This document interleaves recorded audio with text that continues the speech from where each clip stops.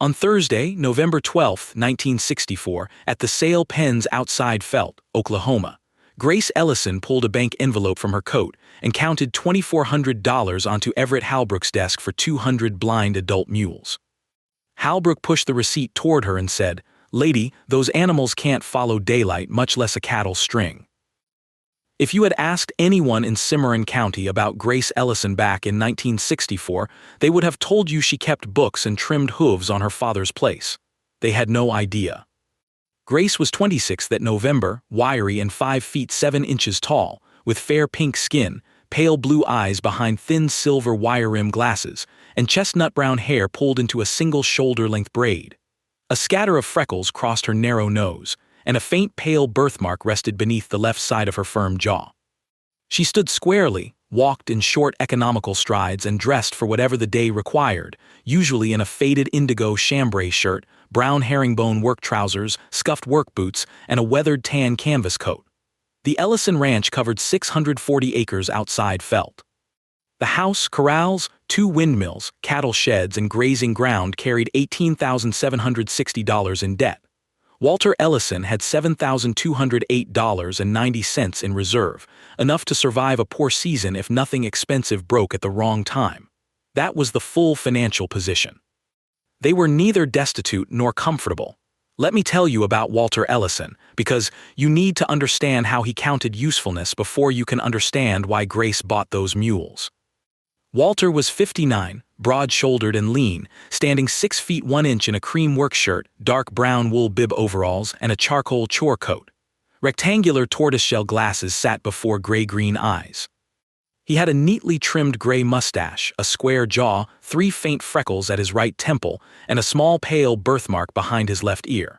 He moved slowly, placing each black leather boot evenly, and usually kept a long-handled hoof rasp with a smooth ash grip nearby.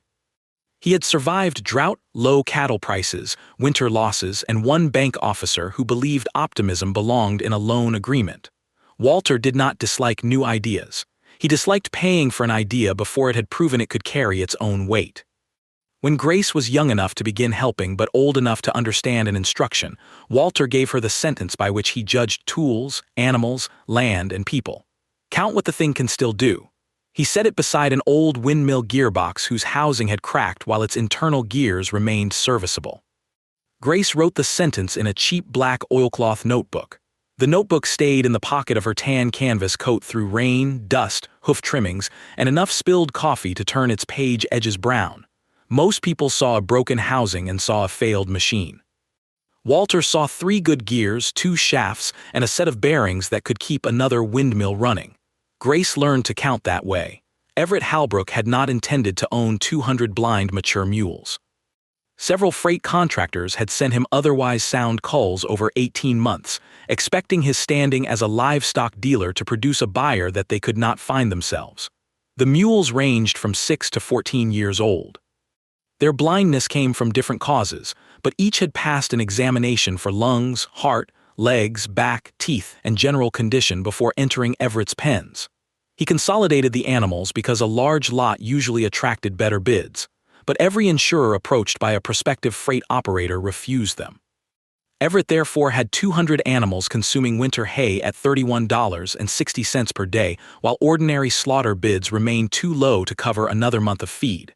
That was why $12 per head bought them. They were expensive to keep, difficult to insure, and nearly impossible to resell through familiar channels.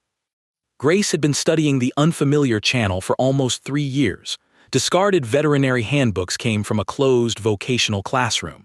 A cavalry pack manual cost 25 cents at a farm auction because its cover had separated from its binding. Grace stitched it with waxed thread, compared its cinching diagrams against modern pack saddles, and filled the margins with corrections whenever the old military method assumed visual response from the animal. She conducted measured trials with mature ranch mules after ordinary work was finished. One at a time, she tested which cues remained reliable when sight was removed with a padded hood. She recorded how quickly each animal recognized a familiar voice, how scent helped it locate water, how whisker contact warned of a rail, and how steady lead rope pressure could create confusion if it never released. The important signal was the change in pressure. A rope pulled tight every second had nothing left to say. Everett knew nothing about those trials. Walter knew only that Grace had figures. At the kitchen table, Grace placed the as-is receipt beside her notebook. The receipt read, 200 blind mature mules, $12 per head, sold as-is. She set down projected hay and oat requirements, veterinary examination costs, rope, used saddles, wool pads, lane lumber, hoof tools, and the amount she believed trained animals would bring. Walter removed his tortoiseshell glasses, cleaned them with the corner of his cream shirt, and began again at the first line. Grace did not speak while he read. The kitchen clock struck 9, then 10. He checked her multiplication twice and circled 3 feed assumptions with a pencil. At last, Walter closed the notebook. I need to think about it. He kept the notebook. For 4 days, Grace repaired fence, trimmed cattle hooves, and said nothing about Everett's rising feed bill. Walter carried her notebook from the kitchen to the equipment shed and back again. He compared the hay estimate with his own receipts. He measured an unused granary. He asked what the south pasture could support without weakening the cattle herd, but he did not ask Grace. On the 4th morning, he placed the black notebook beside his coffee. Buy them, but don't borrow $1. Grace put on her weathered coat, took the bank envelope from the locked desk drawer, and returned to the sale pens. By sundown, she had legal possession of all 200 animals. Walter's sentence, buy them, but don't borrow $1, became irreversible when Grace closed the first corral gate behind the 200th mule. Let me tell you about blindness in a working mule because you need to understand what remained before you can understand what Grace trained. Blindness removed visual route selection. It did not remove strength, balance, hearing, scent discrimination, whisker feedback, memory, or an animal's response to pressure and voice. A blind mule could not choose a safe line across country by looking ahead, but it could place a hoof carefully, recognize loose gravel by sound and movement, remember repeated turns, smell water, follow another animal's rhythm, and stop when a known cue reached its ears. Grace was not trying to restore sight. She was dividing the work sight had once performed among the senses and signals that remained. 2 days after the animals arrived, she went to the felt feed store for mineral salt and heavier gate hinges. Everett stood near the counter in a white pinstriped shirt, dark green wool vest, charcoal trousers, and polished brown ankle boots. His brass watch chain crossed the front of his vest. He held his stocky shoulders back as he always did, while 2 cattle buyers listened to Grace describe paired lines behind sighted leaders. The silence lasted about 2 seconds. Then he started laughing. It was a dry, surprised release from a man who had spent decades watching good intentions lose arguments with livestock. There was no cruelty in it. Long experience had met something unfamiliar and mistaken unfamiliar for impossible. Everett wiped one hazel eye and checked his brass-cased pocket watch as if Grace's plan had delayed the afternoon. How do you keep the back pair from climbing the front pair when the line stops? Measured connectors with swivels, Grace said, and a load turns, balanced within 2 pounds. What tells them left from right? A separate voice cue and brief halter pressure. Everett waited for an argument. Grace lifted the sack of mineral salt, asked the clerk for a receipt, and left. The complete first winter cost lived on 1 page of her notebook. The 200 mules cost $2,400. A used hoof stand cost $18. Nippers and rasps cost $34.75. Manila rope cost $96. Used pack saddles cost $1,100. Wool pads cost $380. Hay, oats, and minerals cost $2,240. Lane lumber and gates cost $186. Examinations cost $300. The total was $6,754.75. That left Walter $454.15 of his cash reserve. It also placed the ranch within 1 sick animal, 1 failed well, or 1 severe storm of a shortage. There was no comforting version of the arithmetic, so neither of them invented one. Most people saw 200 animals that could not see and saw 200 liabilities. Walter saw a list of functions that had not disappeared. Without telling Grace, he opened a separate savings ledger. On its first page, he entered what the mules had cost, what their feed consumed each week, and every truck charge avoided by hauling ranch supplies with animals already in training. The figures were small. He kept them anyway. Now let me pause here and ask you something. When was the last time you watched an animal place a foot before trusting the ground? Grace watched it every morning. She stood beside each mule in her faded chambray shirt and brown work trousers, one hand resting lightly on the shoulder while the other lifted a hoof. She preserved the load-bearing wall instead of rasping it thin for appearance. She removed loose, folded horn but avoided overpairing the sole because a blind animal needed protection and reliable feedback from the ground. She kept the frog broad enough to meet the earth and help the hoof sense pressure. She left the tactile whiskers around each muzzle untouched. Before a mule moved, Grace gave one cue. She waited for the correct response, released pressure immediately, and repeated the same cue until recognition came without fear. Mixing commands would have made the animal guess, and guessing under load would eventually injure something. Walter built fenced training lanes from the $186 in lumber and gates. The turns were broad enough that panniers could pass without striking posts. Grace placed calm-sighted adult leaders at the front of each short line, then paired blind mules behind them. Rope halters carried direction through brief contact but hung slack when no instruction was needed. The first loads were only 40 pounds per side. Grace weighed every pannier, shifted grain or stones until each pair balanced within 2 pounds, checked the wool pad for wrinkles, and slid 2 fingers beneath each cinch. She watched breathing and sweat patterns after every circuit. For 12 days, the arrangement worked.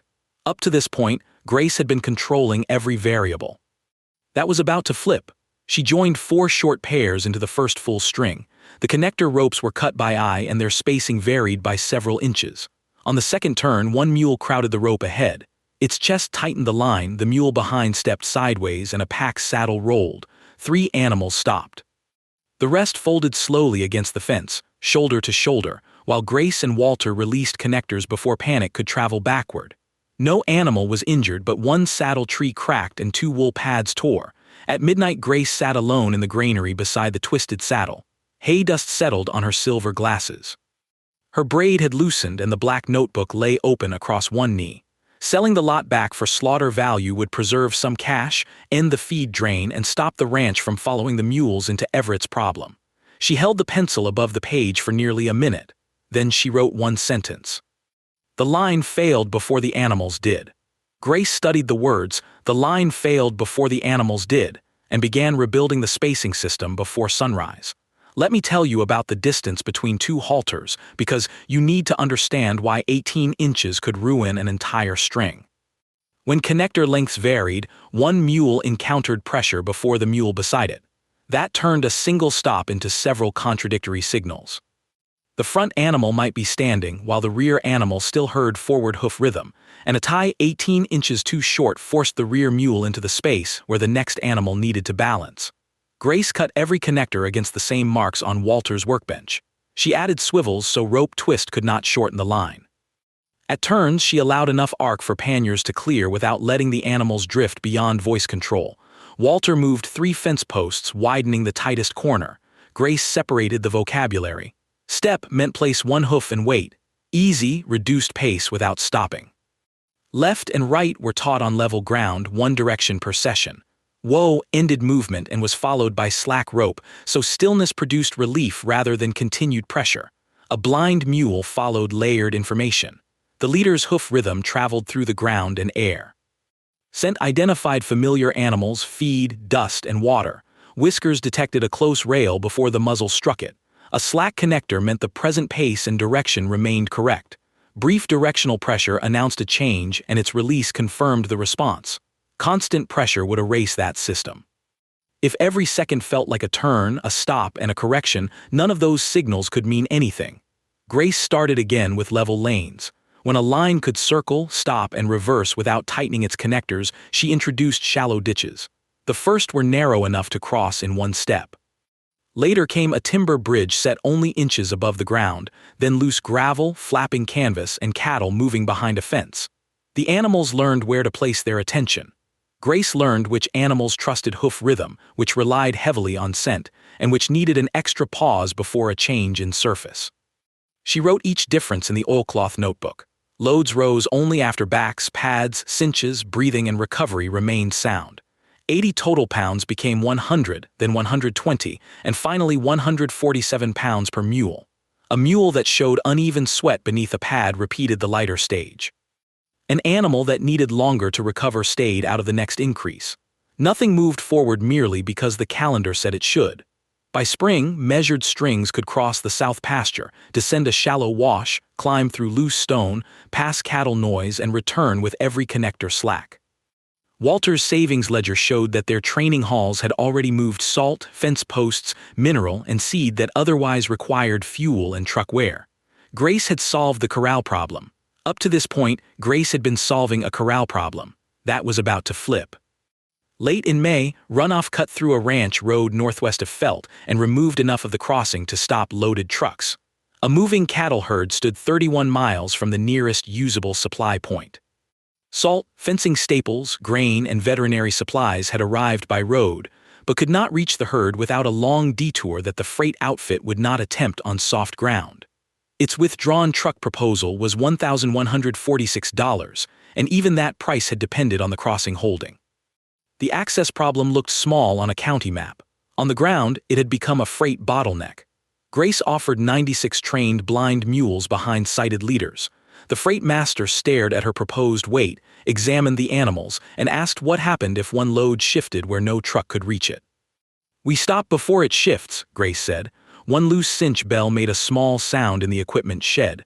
Multiplied across 96 loaded mules, that small sound could become a collapsed supply line. Grace therefore checked every saddle twice. She equalized each pair of panniers within 2 pounds, inspected every connector, and walked the length of the string with one hand passing beneath cinches and pad edges.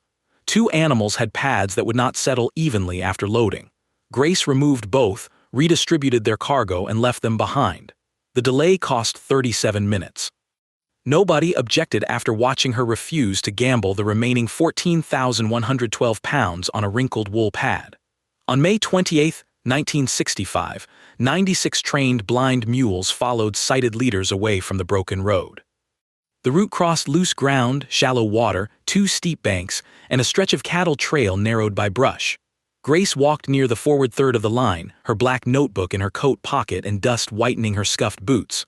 Walter moved farther back with the ash-handled rasp strapped beside emergency hoof tools. The first mile took too long because the loaded lines had never traveled beyond familiar ground. Grace resisted the temptation to pull them faster. She kept the voice cues separate, allowed the leaders to establish rhythm, and stopped after the first grade to inspect breathing and cinches. By the 6th mile, the connectors hung slack. At a timber crossing, one mule tested the edge with a forehoof and drew back. The line behind it stopped without crowding. Grace said, "Step." The mule placed the hoof again, found solid timber, and crossed. A load of fencing staples shifted by less than an inch at mile 19. The uneven bell note reached Grace before the saddle moved. She halted the line, removed the panniers, corrected a folded pad edge, and rebalanced the pair. 9 minutes later, the string moved again. The route required 11 hours and 40 minutes. Every load arrived. At the destination, the freight master weighed the delivered salt, grain, staples, and veterinary supplies. The scale read 14,112 pounds. He compared it with the shipping list, checked the seals on the veterinary cases, and looked down the resting line. The freight outfit's $1,146 truck proposal had disappeared with the road crossing. Grace's cash-priced work cost almost half as much and required no road repair before delivery. At the destination scale, the freight master read 14,112 pounds and wrote Grace a check for $612.40. The freight master's $612.40 check was still wet when the first drover asked what Grace wanted for the 4th mule in the line. "Let me tell you about the first bid, because you need to understand how quickly a working number travels across flat country." The drover was an adult white Anglo-American cattleman from western Kansas who had spent the morning waiting for salt. He had watched the 4th mule stop on voice alone, cross the timber without crowding, and arrive with a balanced load and an unmarked back. He offered Grace $240. "The mule is still working," Grace said. She folded the written offer into her notebook. By the time Grace returned to Felt, the freight master had told a cattle buyer, the cattle buyer had told a feed clerk, and the feed clerk had repeated the weight and time to Everett. The number changed hands faster than the story around it. 14,112 pounds. 31 miles, 11 hours and 40 minutes, no lost loads. Grace accepted another haul 6 days later. That delivery had its own weight, travel time, feed use, rest intervals, and condition checks. She recorded all of them. Every animal's back was examined before loading and after unloading. Every route produced a written record that a buyer could inspect. Passing drovers began visiting the Ellison Ranch. Each was an adult, each watched the animals work before bidding, and each left a written offer rather than an opinion. The second bid was $250. The third was $265. Grace declined both because the mules were producing hauling income, and an animal still earning its keep was worth more to the operation than a quick sale suggested. By midsummer, she had enough trained strings to move salt, mineral, grain, veterinary supplies, tools, and fencing material across routes where trucks were either too expensive or unable to travel. She did not promise speed. She promised a measured load delivered under stated ground and weather limits. That distinction kept her from accepting work the animals could not perform. Her first season ended with $11,486.20 in hauling revenue. That money had been earned load by load, with feed, wages, route costs, and repairs entered beside every payment. Grace then sold exactly 60 trained mules at $280 each. The sale produced $16,800. Each buyer received the mule's queue record, load history, recovery notes, and connector measurements. Grace retained 140 animals for continued hauling and training. The original $2,400 purchase had become an operating string, a season of freight income, and 60 trained animals sold for $7,000 more than the Ellisons' entire cash reserve had contained the previous November. Walter did not describe it that way. One evening, he carried a cloth-bound ledger into the equipment shed and opened it on the workbench beside Grace's oilcloth notebook. The columns separated purchase price, avoided truck charges, feed, repairs, wages, hauling fees, and sale proceeds. He had started the ledger after the first winter delivery to the south pasture and had kept it without being asked. Grace adjusted her wire-rimmed glasses and read every page. Walter waited, his upright frame resting lightly against the workbench, one hand beside the ash grip of his hoof rasp. He tapped the final figure. "You were right." There was no ceremony in it. He had not been waiting to protect his pride. He had been waiting for proof. Most people saw the rope halters and thought Grace had controlled 200 blind animals. Walter saw that she had built a language they could all use. Grace walked the retained strings the next morning. She checked halter fit, connector wear, pads, backs, hooves, and the way each animal responded when the line slowed. Beside one mule whose recovery time had improved after a lighter month, Walter said the sentence again. "Count what the thing can still do." Grace entered the mule's new limit in her notebook. On August 19, 1965, Everett Halbrook returned alone. He crossed the yard heel first, both polished brown ankle boots turned slightly outward.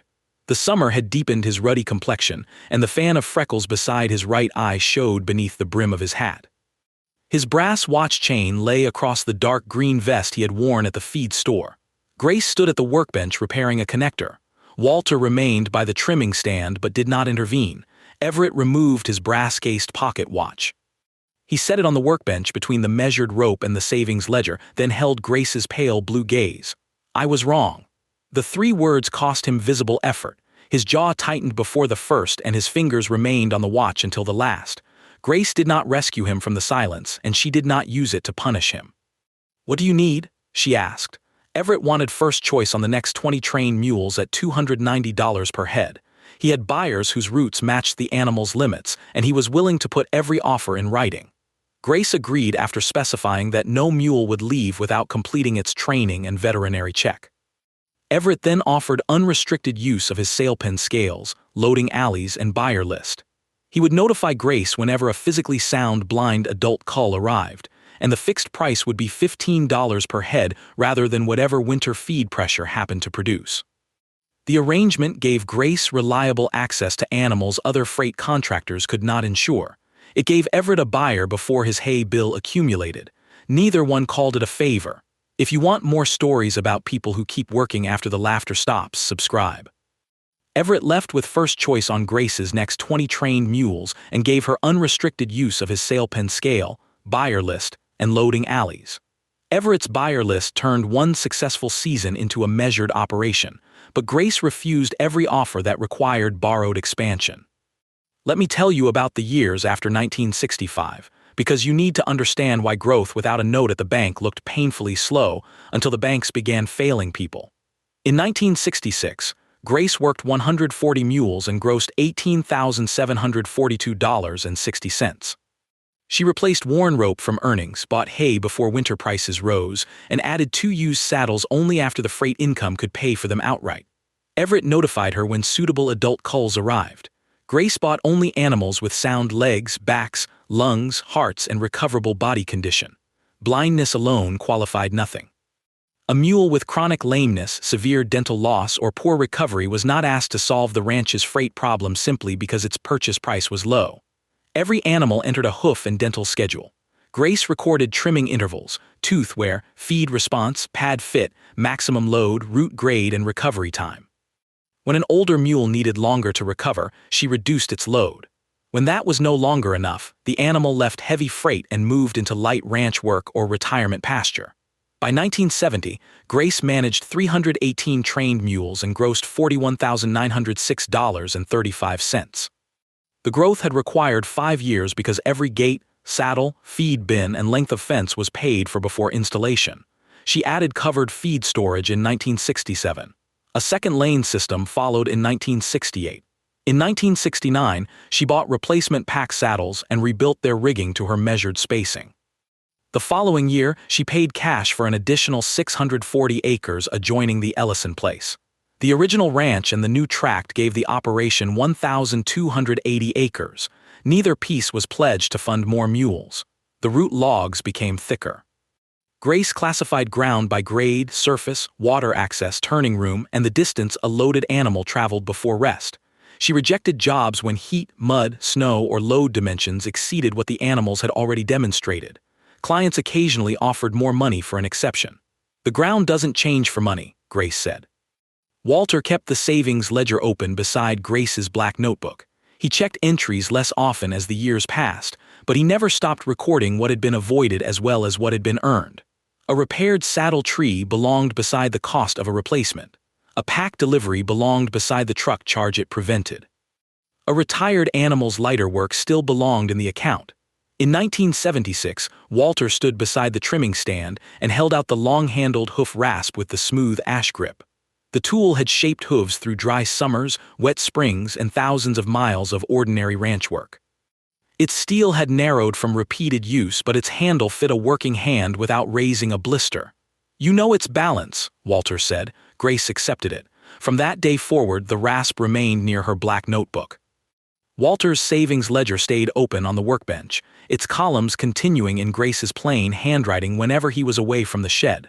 Up to this point, Grace's refusal to borrow had looked overly cautious. That was about to flip. You know what 18% interest did to operations that borrowed to expand in the late 70s? It turned productive cattle into auction lots. It turned tractors into repossessed machinery and land into something sold merely to service the note attached to the land beside it. Operators who had refinanced cattle, buildings, and equipment when credit was easier discovered that the same property still had to produce through weaker prices and far more expensive money. Auction notices appeared on feed store boards. Machinery left farms before the fields no longer needed it. Neighbors sold productive acres because operating notes demanded cash before the next season could create any. The trouble was not that every borrowed improvement had been foolish. Many were useful. But a useful shed could still be claimed by a lender, and a sound herd could still be sold to cover interest. In 1981, Grace had 436 trained mules. Ellison pack stock grossed $94,316.80 that year and held a cash reserve of $72,440.10. Cattle prices weakened. Several clients delayed payments. 2 freight customers failed altogether, leaving invoices that would never be collected. Feed still had to be purchased, adult ranch hands still had to be paid, and every mule still needed hoof and dental care. But no lender could claim Grace's livestock, saddles, sheds, or land. There was no operating note tied to the strings and no expansion loan tied to the additional acreage. 3 long-standing drovers faced losing routes they had worked for years. Grace lowered their hauling rates rather than replace them with uncertain buyers. The reduced fees narrowed her margin, but the routes continued producing cash, and the animals remained in useful work. She survived 1981 without selling breeding cattle or train strings. She bought no new acreage, added no buildings, and postponed saddle replacements that could safely wait. At the end of the year, the reserve was smaller, but it remained positive. Beneath the final ledger balance, Grace wrote Walter's sentence, "Count what the thing can still do." The hard year passed, rates recovered slowly. Grace replaced equipment from cash, rebuilt the reserve, and continued buying only sound adult culls whose familiar market had stopped seeing useful work in them. By 1987, the black notebook had been joined by 32 root logs. Connector ropes hung on labeled pegs. Each length matched a class of turn, load, and string position. Saddles carried maintenance cards. Veterinary schedules appeared beside freight calendars rather than in a separate drawer, because an animal's condition was part of route planning, not an expense considered afterward. That autumn, a writer from the Range Freight Journal heard that a woman near Felt had built a freight business around blind mules. He expected a curiosity suitable for the back page, perhaps a photograph, a few amusing lines, and a story about stubborn animals. Instead, he found 23 years of reconciled figures. In 1987, a trade writer walked into the equipment shed and found Walter's original savings ledger beside a rack of measured connector ropes. The trade writer stood over the original ledger and realized Grace's system was not a stunt but a repeatable discipline documented across 23 years. Let me tell you about what happened after outsiders arrived, because you need to understand why recognition changed the visitors but barely changed Grace's workday. The writer arrived before breakfast and remained until evening.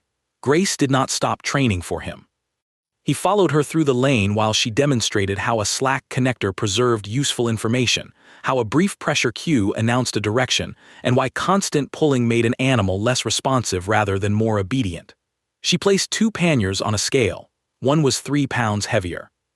Grace moved a small tool roll, weighed them again, and continued only when the difference fell within 2 pounds. At the trimming stand, she used Walter's ash-handled rasp to preserve the hoof wall, sole, and frog needed for protection and ground feedback. She showed the writer a root log in which a mule's maximum load had been reduced after recovery slowed by 11 minutes. The animal had not failed. Its assignment had changed. The Range Freight Journal article described load balancing, tactile lane training, layered sensory cues, veterinary limits, and the cash structure that kept the operation intact in 1981. It included no miracle because the writer could not find one. Invitations followed. Stock associations wanted Grace to demonstrate measured strings. Ranch groups asked about low-pressure cue systems. Pack operators wanted her route classifications and load records. Grace accepted only when the fee covered an adult ranch hand and feed at home. If the invitation required the operation to lose money for the privilege of being noticed, she declined it. At demonstrations, she used the same plain commands she used in Felt. Step, easy, left, right, whoa. She balanced panniers on borrowed scales, walked listeners through connector spacing, and answered questions about hoof care, recovery, and route limits. When someone asked whether trust was the central mechanism, Grace returned to measurements. "Trust doesn't balance a saddle," she said. Recognition brought visitors, but roads were improving. Better county access and more capable trucks gradually reduced demand for ordinary supply hauling. Grace could have treated that change as an argument for preserving every old route. Instead, she counted what the operation could still do. The strings contracted deliberately. Heavy freight work declined.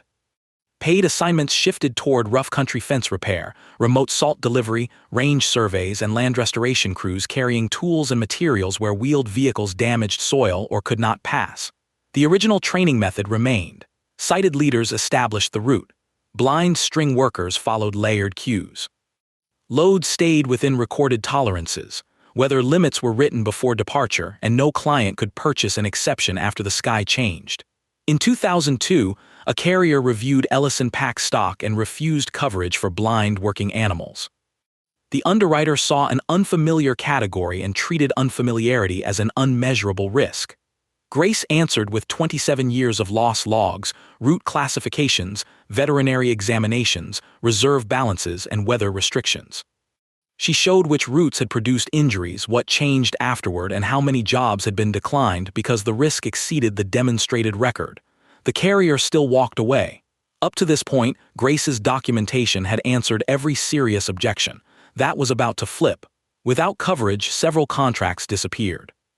Grace did not disguise the problem. She accepted only prepaid jobs, self-funded the operating risk, and reduced the number of simultaneous routes so the cash reserve could cover a full loss without threatening feed, wages, or land. The refusal slowed the business. It did not own it. By 2024, Ellison Pack stock held 1,920 acres without debt. The operation maintained 287 trained adult mules, including sighted leaders and blind string workers. Every route was graded before loading, every load was matched against previous work, and every animal carried a record longer than some of the roads it traveled. Grace was 86. Her chestnut-brown hair had faded, but she still wore the thin silver wire-rim glasses and kept the pale blue eyes of the woman who had counted $12 per mule onto Everett's desk. The black oilcloth notebook had softened at its spine. Walter's ash-handled rasp remained in daily use at the trimming stand. One autumn morning, Mara Ellison entered the equipment shed carrying a compact Blackfield laptop in a worn leather sleeve. Mara was Grace's 31-year-old niece, slim and 5 feet 6 inches tall, with warm ivory skin, gray-blue eyes, round dark blue acetate glasses, and dense freckles across both cheeks. Fine auburn eyebrows framed her eyes. A faint crescent-shaped birthmark showed near her right collarbone above a cream-ribbed cotton top. She wore a forest green canvas overshirt, straight dark denim jeans, and brown lace-up work boots. She stood with her chin level and crossed the shed in long, deliberate strides. Mara placed the laptop beside Walter's savings ledger. She proposed mapping voice cues, gradients, rest points, weather, surfaces, and load histories. Each mule's next assignment would reflect what it had already handled, how quickly it recovered, and which conditions had produced hesitation or strain. She had expected questions about cost, software, and whether paper had already worked well enough for 60 years. Grace listened once. Yes, she said. There was no 4-day wait because Mara had brought the figures, the route categories, and a method for preserving what the operation already knew. The laptop did not replace Grace's notebook. It gave the notebook another line to follow. Grace took the black oilcloth book from her coat pocket. Its pages held the first Q trials, Everett's written bids, the sentence recorded beside the twisted saddle, Walter's condition about borrowed money, and decades of load changes written in pencil. She handed it to Mara. Count what the thing can still do. Mara opened the first digital route file. She entered the gradient, surface, distance, expected temperature, load per animal, rest points, sighted leaders, blind workers, and the recovery history of each mule assigned. At the trimming stand, Grace lifted a hoof and drew Walter's ash-handled rasp across the wall in long, even strokes. She checked the sole, preserved the frog, lowered the hoof, and listened while the next measured string crossed the yard. The lead mule's bell set the rhythm. Connector ropes loosened one after another. The blind mules placed their feet, found the ground, and moved toward work already matched to what they had done before. The same receipt Everett slid across the desk hung above a waiting list. She bought 200 mules nobody would insure. She taught them the line. The drovers came. The hard years came. The line held. The same receipt Everett slid across the desk hangs above a waiting list, and beneath it the next measured line is already moving. Mara watched it pass through the open gate, then turned the laptop so Grace could see the route table. The first line showed 3 miles of broken sandstone, a 6% grade, 2 water stops, and a forecast high of 78 degrees. The second showed the assigned animals and the weight each had carried on comparable ground. Grace studied the screen through her thin silver wire-rim glasses, her square stance unchanged, while Mara waited with both hands resting beside the worn leather sleeve. Move the second rest point uphill, Grace said. They'll reach it before they ask for it.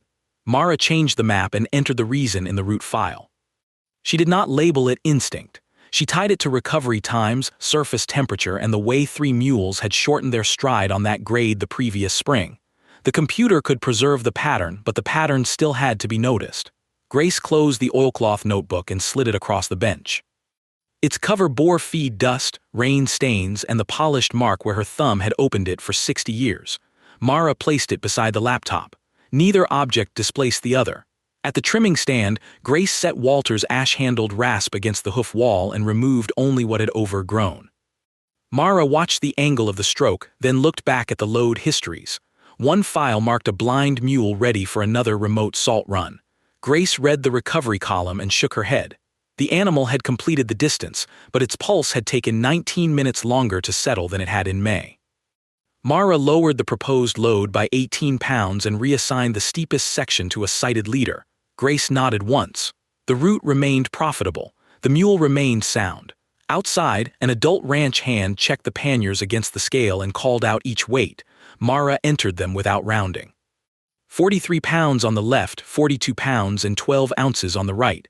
A tool roll moved across the saddle brought the difference below half a pound. The hand loosened the connector, listened for the bell ahead, and led the string toward the south lane. Grace did not watch for applause. She watched the slack travel through the rope, one animal after another, until the final mule received the same information as the first. A truck had arrived before sunrise with a request for fence posts, staples, water, and hand tools to be carried beyond a washed-out crossing. The client had offered extra money for a faster departure. Mara had checked the forecast, found afternoon wind above the written limit, and moved the job to the following morning. She expected Grace to review the decision. Grace merely asked whether the client had been notified. In writing, Mara said. Grace put the rasp down beside the ledger. Good. The ground still did not change for money. By noon, the waiting list held 7 prepaid jobs, each matched to distance, grade, heat, footing, and demonstrated recovery. One asked for restoration crews and seed sacks across soil too fragile for tires. Another required mineral blocks above a cut where spring rain had taken the road away. The work was narrower than the freight business of 1981, but every assignment fit the animals now standing in the yard. Mara printed the route cards. Grace compared them with the black notebook. Walter's ledger lay open between them, still counting expenses avoided as carefully as payments received. In the late afternoon, Mara found the old purchase receipt beneath a clear cover on the wall. 200 blind mature mules, $12 per head, sold as is. The paper had yellowed around the typed words, and one corner carried a brown line where Everett had dragged it across his desk. Below it, the current waiting list named routes the original buyers would never have imagined. Mara looked from the receipt to the measured ropes, then to Grace standing at the trimming stand in her faded indigo chambray shirt, brown herringbone work trousers, and scuffed brown boots. The pale birthmark beneath Grace's left jaw showed when she bent toward the next hoof. Mara asked whether they should photograph the receipt. Grace said yes, but told her to keep the paper where working hands would pass it. Mara took the picture, entered the purchase price, and linked it to the first season's hauling revenue, the 60 sales, the 1981 reserve, and the current route files. The arithmetic ran in one unbroken column. Grace lifted the next hoof as a bell sounded beyond the shed and rope slid softly through measured hands. The waiting job had been priced, weighed, and limited before departure. She bought 200 mules nobody would insure. She taught them the line. The drovers came, the hard years came, the line held, the next string moved. The same receipt Everett slid across the desk hangs above a waiting list, and beneath it the next measured line is already moving. It moved slowly at first, the bell crossing the yard before the sound thinned into open country. Mara watched the route table update as the adult ranch hand called back each checkpoint by radio. The first rest came 3 minutes ahead of the estimate. At the uphill stop Grace had moved, the string settled without crowding, drank, and resumed with every connector loose. The revised route brought fence posts, staples, water, and tools beyond the washed-out crossing before the afternoon wind reached its limit. When the string returned, Mara entered pulse recovery, hoof condition, saddle rub, water intake, and the time each animal required before taking feed. One mule recovered 12 minutes slower than its previous average. Mara removed it from the next steep assignment before Grace could mention it. Grace looked at the change and said, "Keep that reason with the number." Mara added a note to the file. "Let me tell you about the first winter Mara worked beside Grace because you need to understand what changed and what remained untouched." The laptop shortened route matching from 2 hours to 23 minutes. It compared surface, gradient, temperature, distance, and prior recovery without asking Grace to turn through 32 paper logs, but the computer approved nothing. Mara still walked the lane, handled the ropes, weighed the panniers, and watched how each mule placed a hoof. Walter's ledger remained open beside the keyboard. Grace's black notebook remained within reach. The ash-handled rasp remained at the trimming stand. Most people saw an old tool and saw steel worn narrow by use. Grace saw the balance Walter had placed in her hand in 1976. The rasp removed only what the hoof no longer needed, and the records did much the same. They preserved what still carried weight. During December, Mara proposed small weather transmitters at 3 exposed rest points. The cost was $1,846.30, including mounting boxes, batteries, and radio links. She laid the figures beside the ledger, along with the value of 2 jobs canceled too late the previous spring. Grace read the page once. Yes, the transmitters paid for themselves in 14 months by catching wind and surface temperatures before strings entered exposed ground. Mara recorded the saving in Walter's ledger without being asked. Grace found the entry that evening, touched the paper with one freckled finger, and closed the book. In the spring of 2025, Mara stood at the south gate with her compact black field laptop under one arm and Grace's oilcloth notebook in the other. A measured string waited beyond her, panniers balanced within half a pound, root cards tied beneath the saddle flaps. Grace stood beside the trimming stand, squarely planted in scuffed brown boots, Walter's rasp resting against the bench. Mara asked whether she could test a revised rest schedule on broken sandstone. Grace looked at the figures. Count what the thing can still do. The gate opened, the bell moved south. Slack passed through the connectors, carrying direction from one animal to the next. The same receipt Everett slid across the desk hung above a waiting list. She bought 200 mules nobody would insure. She taught them the line. The drovers came. The hard years came. The line held. The same receipt Everett slid across the desk hangs above a waiting list, and beneath it the next measured line is already moving.